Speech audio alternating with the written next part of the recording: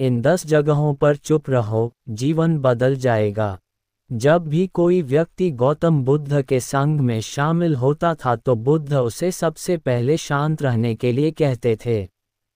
ध्यान की अवस्था में जान से पहले उसे भिक्षु को शांत रहना सिखाया जाता था। आज के मुश्किल दौर में तनाव पैदा होना तो लाजमी है। ऐसे में अगर आप हर रोज कुछ देर मौन रहने का अभ्यास करते हैं तो इससे आपके तनाव पैदा होने वाले हार्मोन के लेवल में कमी आती है। इससे आपका दिमाग बिल्कुल शांत होता है, गुस्सा नियंत्रित रहता है और तनाव बढ़ाने वाले हार्मोन्स का लेवल घटता है। आज के इस कहानी में हम जानेंगे कि किन मौक़ों पर हमें शांत रहना है और किन मौक़ों पर हमें बोलना है और शांत रहने से हमारे अंदर क्या क्या बदलाव आ सकता है।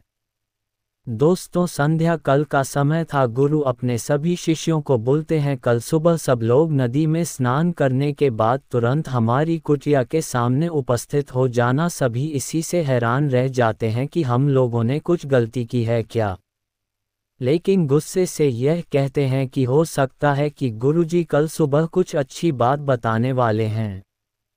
सब लोग रात को सही समय पर सो जाते हैं और सुबह उठकर सभी लोग नदी में स्नान करने के बाद वापस गुरुजी के सामने उपस्थित हो जाते हैं। गुरु कहते हैं, आज हम तुम सबको चुप रहने के फायदे के बारे में बताऊंगा। गुरु कहते हैं, 10 मौके जहां पर चुप रहने से होता है लाभ और बोलने से नुकसान। गुरु कहते हैं, अगर आप इन 10 मौकों पर शांत हो गए यानी मौन हो गए तो आप जो चाहेंगे वही मिल जाएगा। आपकी जिंदगी में चमत्कारिक बदलाव शुरू हो जाएंगे। जरूर से ज़्यादा बोलना या चुप रहना दोनों ही अच्छी बात नहीं है। जैसे जरूर से ज़्यादा बारिश हो जाना या फिर धूप दोनों ही दिक्कत देती है, उसी तरह अनावश्यक बोलने से भी काफ़ी नुकसान होता है। गुरु कहते हैं कि पहला ऐसा मौका जहां पर व्यक्ति को चुप रहना चाहिए, बिना तथ्य के ना बोले। गुरु ने कहा, अगर आपके पास कोई तथ्य नहीं है तो वहां चुप रहने में ही भलाई है। चुप बैठने से दिमाग में नई कोशिकाओं का निर्माण होता है और इससे ज्ञान की वृद्धि होती है। बोलने में भलाई वही है जहां आपको किसी चीज़ के बारे में पूरा ज्ञान हो। अगर आप बिना तथ्य के बोलते हैं या फिर बेवजह बोलते हैं तो आपका वहां मजाक भी बन सकता है अगर आपके पास पर्याप्त जानकारी नहीं है। ऐसी जगह पर बोलने से आपका मजाक तो बनी रहेगी, साथ ही साथ लोगों का भरोसा भी आपसे उठने लगेगा। इसलिए ऐसी जगह पर शांत रहो जहां तुम्हें पता ना हो कि क्या बोलना है क्या नहीं। कई बार कुछ लोग ऐसे होते हैं जो हर जगह अपनी उपस्थित बताने लगता है। उन्हें पता नहीं होता है कि हमें क्या बोलना है, लेकिन फिर भी बोलते जाते हैं और फिर बाद में दूसरे लोग उनके जान के बाद उनका मजाक उड़ाते हैं। जब तक आपको उसे तथ्य के बारे में अच्छा ज्ञान नहीं है, उसके बारे में पता नहीं है, तो वहाँ चुप रहना ही ज़्यादा समझदारी है। गुरु ने कहा, दूसरा ऐसा मौका जहाँ पर व्यक्ति को चुप रहना चाहिए, शब्दों से ना पहुँचे ठेस। अगर आपके शब्द किसी को मानसिक ठेस पहुँच रहे हैं तो वहाँ चुप हो जाना चाहिए। कमज़ोर व्यक्ति के बारे में कुछ भी बोलकर आप महान नहीं बन सकते हैं। महान आप किसी कमज़ोर व्यक्ति का साथ देने में बनेंगे। कई बार होता है कुछ लोग अपने से छोटे व्यक्ति को भला बड़ा कहते रहते हैं। सामने वाला इंसान तो कद से आपसे छोटा है, वह आपको कुछ नहीं बोलेगा लेकिन आप उसकी नज़रों में गिरते चले जाएंगे। हो सकता है कि कल वह भी आपसे पद में बड़ा हो जाए। पद में आपसे जब वह बड़ा हो जाएगा तो आज जो रवैया आपका उसके साथ है, आने वाले समय में वह भी आपके साथ वही करेगा। आप किसी को नीचा दिखाकर बड़ा नहीं बन सकते हैं। बड़ा बनना है तो अपने से छोटे लोगों का इज्जत भी करना सीखें और साथ ही साथ बड़े लोगों का भी सम्मान करना चाहिए। लोगों को लगता है कि अगर वह अकड़ कर बोलेंगे और सामने वाले को नीचा गिराने की कोशिश करेंगे तो वह बड़े बन जाएंगे, तो यह उन सब की भूल है। बड़े होने की बजाय आप उनकी नज़रों में गिरते चले जाएंगे। गुरु ने आगे कहा, इसलिए शिष्यों तुम सब जब भी बोलना आदर भाव से बोलना ताकि तुम्हारी बात लोगों को अच्छी लगे। बोलने में भाई, बहन, माता, पिता, मित्र इत्यादि शब्दों का इस्तेमाल जरूर करना। इससे तुम्हारी मान प्रतिष्ठा तो बढ़ेगी ही साथ लोगों की नज़रों में तुम समझदार व्यक्ति बनते जाओगे। गुरु ने आगे कहा, तीसरा मौका जहां पर व्यक्ति को चुप रहने में ही भलाई है।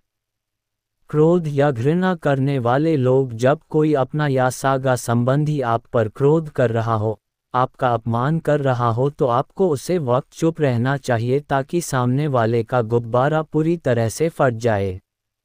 आप यदि सही हैं तो उससे कतई माफ़ी न मांगे और चुप कर ही सही समय का इंतजार करें।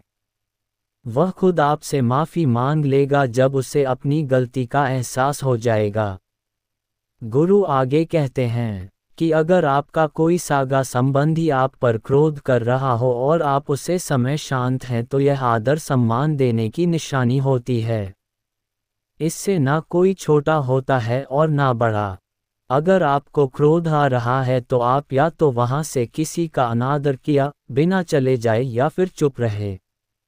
क्रोध करने से आपके रिश्ते खराब होंगे। क्रोध हमेशा क्रोध करने वाले व्यक्ति का ही बुरा करता है। गुरु आगे कहते हैं कि एक बार की बात है, एक सांप जंगल से भागते हुए किसी राजा के घर में पहुंच गया। लोगों ने छेड़खानी की तो वह बहुत ही गुस्सा हो गया, जिससे घर में जो तलवार पड़ी हुई थी उसी को लपेट कर कसने लगा और धीरे धीरे उसका पूरा शरीर कट गया। ठीक उसी प्रकार हमारा गुस्सा भी तलवार की भांति काटता रहता है। गुस्सा ध्यान से खत्म होता है। प्रतिदिन अगर आप ध्यान की मुद्रा में बैठे हैं तो आपका गुस्सा आपके नियंत्रण में रहेगा। गुरु आगे कहते हैं कि ये तरीका है कि आप प्रतिदिन ध्यान का अभ्यास करें।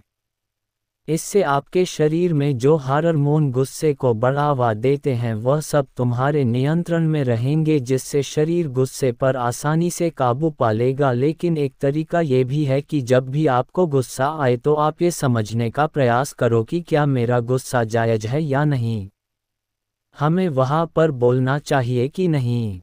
जब आप खुद इस बात का आंकलन तो आपको खुद पता चल जाएगा कि हमें गुस्सा करना चाहिए या नहीं।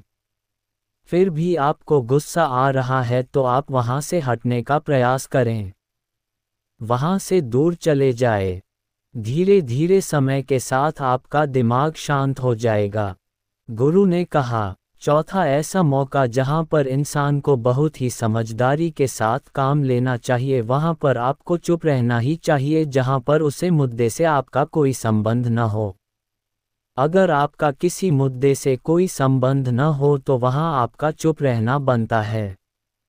बिना किसी वजह अगर आप दूसरे के मुद्दे पर बोलेंगे तो यह आपके लिए अनिष्टकारी होगा। इसमें केवल और केवल आपका ही नुकसान है। जल्द ही आप किसी दो लोगों के बीच हो रहे विवाद में जल्दी अपनी टांग ना डालें।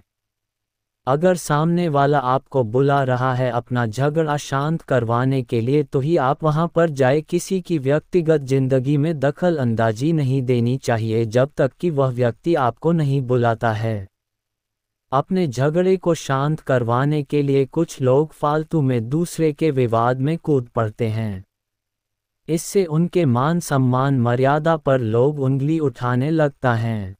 गुरु कहते हैं कि 10 मौकों में 5वां ऐसा मौका जहां पर व्यक्ति को बहुत ही समझदारी के साथ चुप रहना चाहिए। आपके शब्दों से किसी मित्र को हानि ना पहुंचे। अगर आपके शब्द सामने वाले के परिवार या मित्रों की प्रतिष्ठा के बारे में बुरी झलक दिखा रहे हैं तो आपको चुप रहना चाहिए। किसी के परिवार या फिर मित्र के बारे में बड़ा बोलने से केवल आप ही बुरे बनेंगे। जो चीज़ आसानी से खत्म की जा सकती है उसे अपने शब्दों से बड़ा ना करें। बिना चिल्लाए बात करने का प्रयास करते रहना चाहिए। अगर आप बिना चिल्लाए कोई बात नहीं कह सकते तो आपका चुप रहने में ही भलाई है। किसी पर चिल्लाने से आपके व्यवहार के बारे में पता चलता है। जयद बोलने से चीज़ें हमेशा खराब ही होती हैं। कई बार कुछ रिश्ते ज़्यादा तेज बोलने की वजह से टूट जाते हैं। इसलिए अपनी आवाज़ में मीठापन लाना है। आपके शब्दों से आपके दोस्त को हानि नहीं पहुंचनी चाहिए। कभी कभी दोस्तों के जब हम मजाक हैं तो रहे कि आपके शब्दों से किसी का अनादर ना हो। मजाक को भी हमेशा शब्दों के मायने में ही रखें। जहां किसी को शब्दों से चोट लगे, वहां चुप हो जाए। फालतू बोलने से हमेशा नुकसान ही होता है। किसी और की प्रतिष्ठा को अपने शब्दों के मध्य से उसे हानि नहीं पहुंचनी चाहिए। यदि आपके शब्दों से किसी और को ठेस पहुंच रही है तो वहां आपको चुप हो जाना चाहिए। जब कोई व्यक्ति आपके सामने नहीं है तो आप उसे व्यक्ति के बुरे में बुरे शब्द किसी तीसरी व्यक्ति के सामने ना बोले। गुरु कहते हैं, छठा मौका जहां पर व्यक्ति को चुप रहना चाहिए। जब कोई कर रहा हो किसी की बुराई, जब कोई आदमी आपके सामने किसी तीसरी आदमी की बुराई कर रहा हो तब तुम्हें चुप रहकर बस सुनना चाहिए। अपनी राय व्यक्त नहीं करना चाहिए, क्योंकि जो आज आपके सामने किसी तीसरे की बुराई कर रहा है, वह कल किसी और के सामने आपकी बुराई भी कर सकता है। यदि आपने कुछ कहा है तो नीति शास्त्र के अनुसार जो अपने मुंह को बंद रखना है और बुद्धि से काम करता है वही इंसान समझदार होता है। बिना जरूरत के बोलना, किसी के बारे में, किसी के बीच में बोलना या गलत बात है। कभी कभी हमारे लिए बुद्धिमानी इसी में होती है कि हमें अपना मुंह ऐसी जगह पर नहीं खोलना चाहिए। गुरु कहते हैं, सातवां ऐसा मौका जहां पर व्यक्ति को चुप रहना चाहिए। जब कोई नहीं समझे आपकी भावना, यदि आपको लग रहा है कि कोई व्यक्ति आपकी भावना, दुख या परेशानी को शब्दों में नहीं समझ रहा है, यदि आपको लग रहा है कि सामने वाला व्यक्ति आपकी भावना या दुख को या आपकी जो परेशानी है उसको वह समझ नहीं पा रहा है या समझना का प्रयास ही नहीं कर रहा है या वह आपको ध्यान से सुन ही नहीं पा रहा है, तो ऐसे व्यक्ति के सामने आप चुप ही रहे, क्योंकि ऐसे लोगों को आपकी भावना या दुख से कोई मतलब नहीं होता है।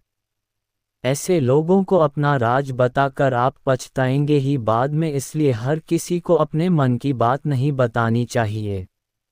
अगर आपको लग रहा है कि सामने वाला आपकी बात को नहीं समझ पा रहा है, आपकी भावनाओं को नहीं समझ पा रहा है, तो वहां पर आपको नहीं बोलना चाहिए, क्योंकि आज में आपका मजाक ही बन जाएगा। जब आपको लगे कि सामने वाला आपकी भावनाओं को ठीक तरीके से समझ रहा है, आप जो कह रहे हैं वह ठीक से सुन रहा है, तभी आप उसे अपनी बात कहें। गुरु कहते हैं कि आठवां मौका जहां पर आपको चुप रहना चाहिए, जब कोई इंसान अपना दुख व्यक्त करें। यदि कोई इंसान अपने दुख या परेशानी को आपको बता रहा है तो इसका मतलब यह है कि वह आपको अपना समझ रहा है।